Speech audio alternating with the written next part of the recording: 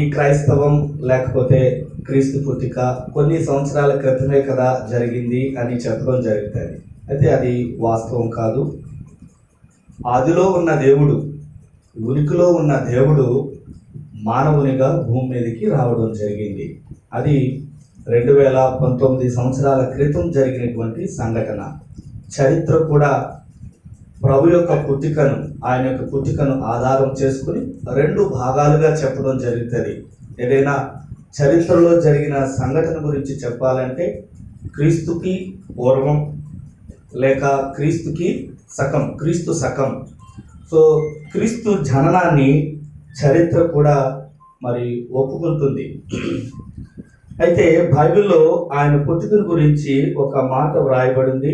ఆ మాటను నేను చదివి తదుపరి కొన్ని విషయాల్ని మీకు చెప్పడానికి నేను ఇష్టపడుతూ ఉన్నాను.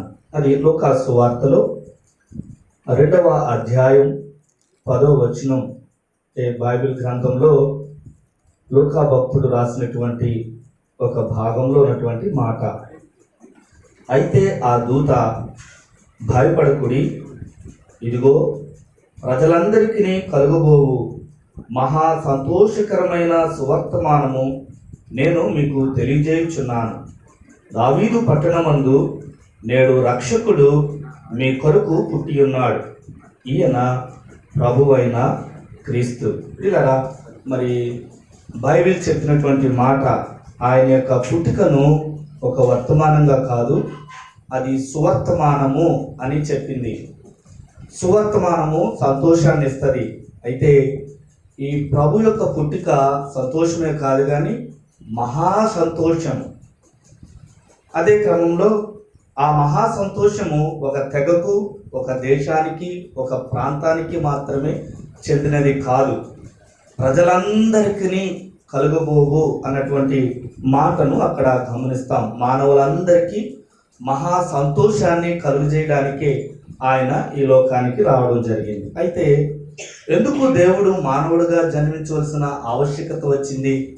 దేవుడు తన సింహాసనం మీద ఉండి ఏమైనా చేయగలడు కదా, అధికారి కదా, మానవునిగా జన్మించవలసిన ఆవశ్యకత ఎందుకు అన్నటువంటి ప్రశ్నల దగ్గర కొన్ని మాటలు చెప్పాలని నేను ఇష్టపడుతూ ఉన్నాను. దేవుడు అని మనం గుర్తిస్తే, లేకపోతే గుర్తించగలిగే వ్యక్తికి ఉండాల్సిన ప్రాముఖ్యమైన లక్షణాలు ఏంటంటే ఆయన సర్వజ్ఞాని అయి ఉండాలి. ఇది తెలిసి ఇది తెలీదు అనేది ఉండదు.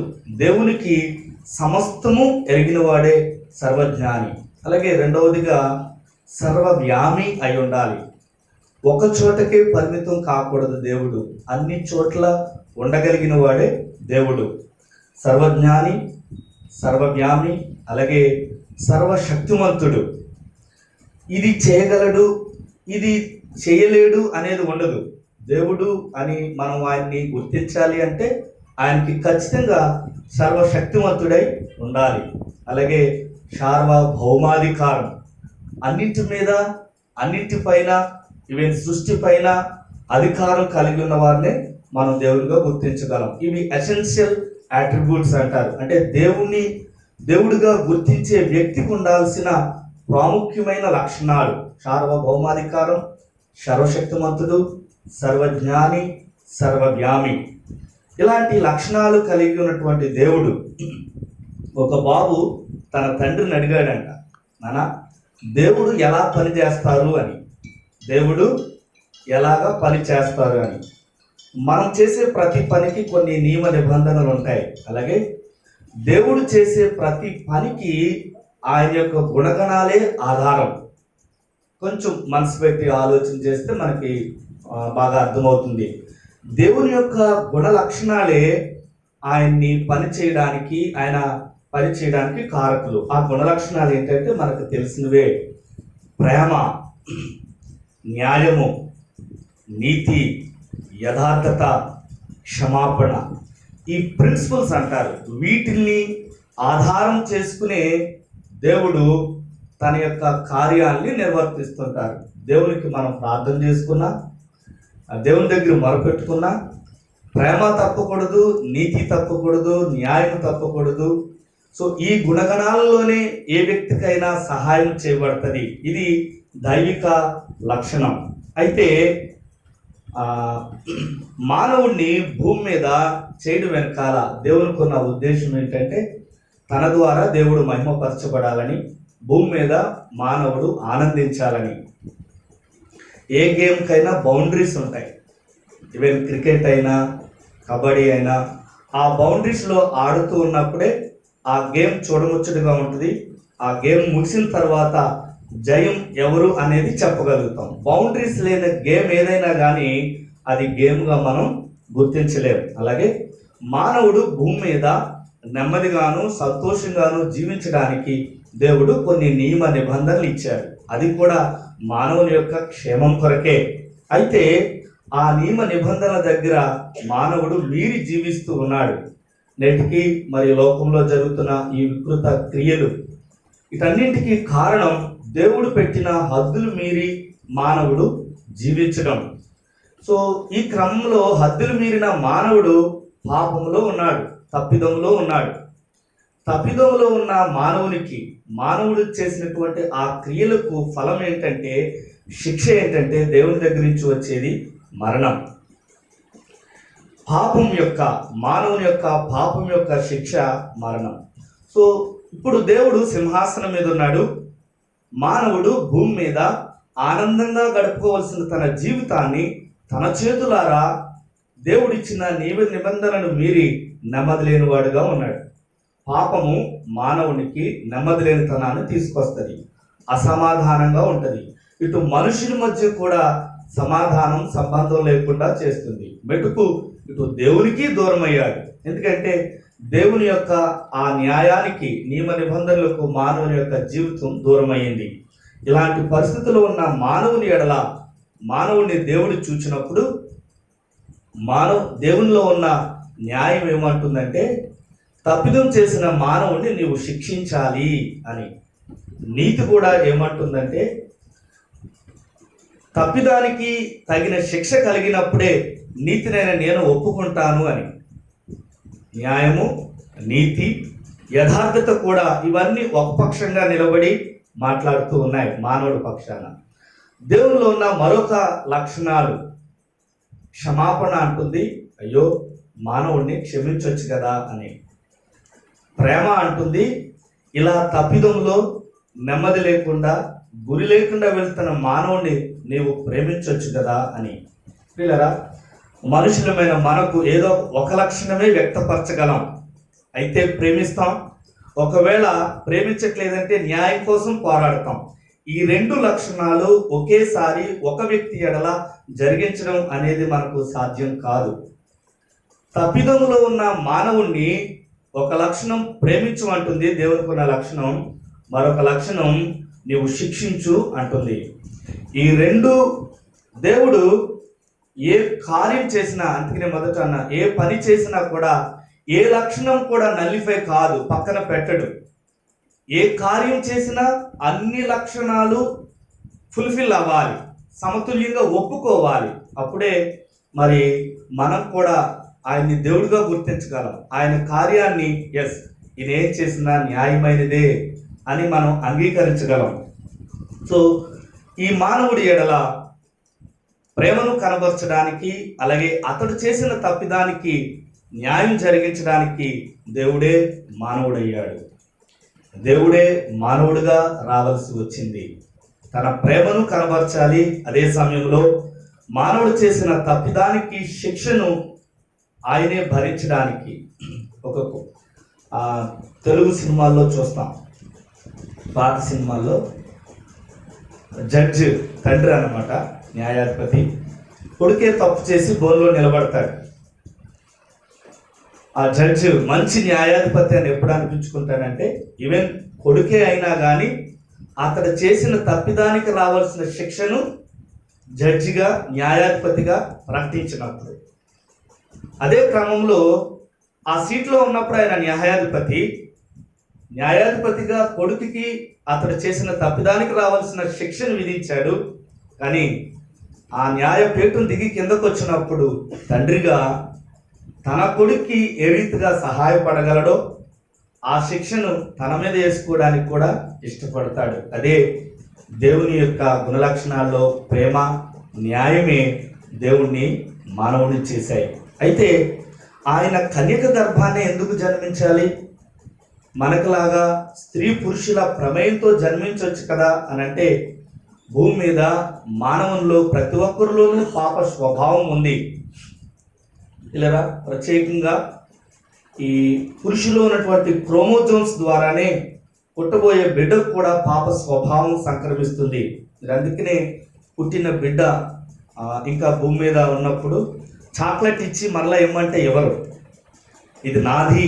అప్పటి నుంచే పాప స్వభావం యొక్క ఏలుబడి చిన్నప్పటి నుంచే వారిలో మనం చూస్తాం. ఒక గుడ్డివాడిని మరొక గుడ్డివాడు ఎలాగైతే త్రోవ చూపించలేమో, ఒక పాపిని, ఒక తప్పిదంలో ఉన్న వ్యక్తిని, ఒక బురదలో ఉన్న వ్యక్తిని, గుంటలో ఉన్న వారిని మరొక గుంటలో లేని వ్యక్తి మాత్రమే బయటకు తీసుకురాగలడు.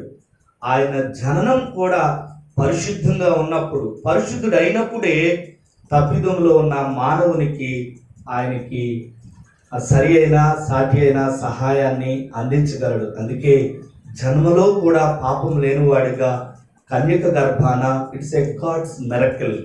దేవుని ఆయనే మానవుడిగా భూమి మీదకి వచ్చారు. ఆయన గురించి 3 మాటలు ఉంటాయి.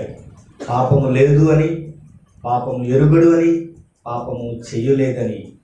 భూమి మీద ఆయన పరిచర్య చేసినటువంటి కాలంలో నాలో పాపముందని మీలో ఎవరు నిరూపించగలరు అని అందరి ముందు నిలబడి సవాలు చేసినటువంటి ఆయన, పాపరహితుడుగా జీవించిన ఆయన పాపములో ఉన్న మానవులకి అందరికీ ఆయన సహాయకుడిగా రావడానికి వచ్చారు. అందుకే ఆయన పుట్టిక మనకందరికీ మహా సంతోషకరమైంది.